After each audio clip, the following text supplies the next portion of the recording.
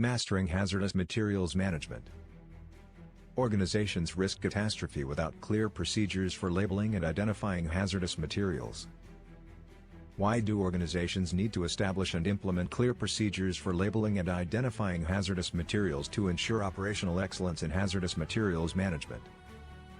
Establishing and implementing clear procedures for labeling and identifying hazardous materials is crucial for organizations to achieve operational excellence in hazardous materials management. This is because improper labeling and identification of hazardous materials can lead to accidents, injuries, and environmental contamination, resulting in significant consequences for human health, safety, and the environment. To ensure operational excellence, organizations need to establish clear procedures for labeling and identifying hazardous materials to guarantee that all employees, contractors, and visitors can quickly and accurately identify the hazardous materials present in the workplace. This includes ensuring that all hazardous materials are properly labeled with the correct hazard warnings, safety data sheets, SDSs, and personal protective equipment, PPE, requirements. The primary objective of labeling and identifying hazardous materials is to inform individuals of the potential hazards associated with the materials and to provide them with the necessary information to handle the materials safely. This includes ensuring that all containers, tanks, and pipes are properly labeled with the following information. The name of the hazardous material. The hazard classification, e.g., flammable, toxic, corrosive. The hazard warnings, e.g., poison, irritant, carcinogen. The safety precautions, e.g., wear gloves, wear goggles. The emergency contact information.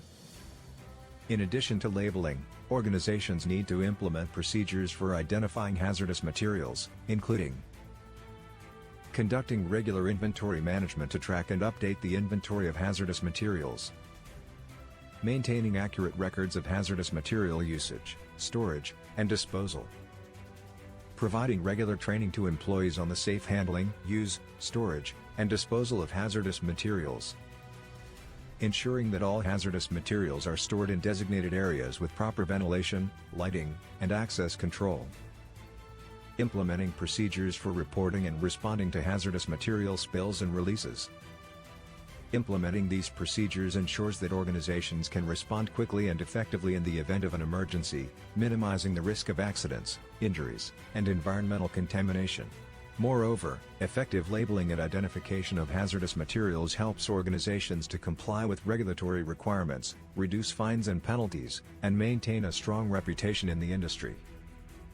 Furthermore, establishing clear procedures for labeling and identifying hazardous materials enables organizations to identify areas for improvement and implement continuous improvement initiatives to enhance operational excellence in hazardous materials management.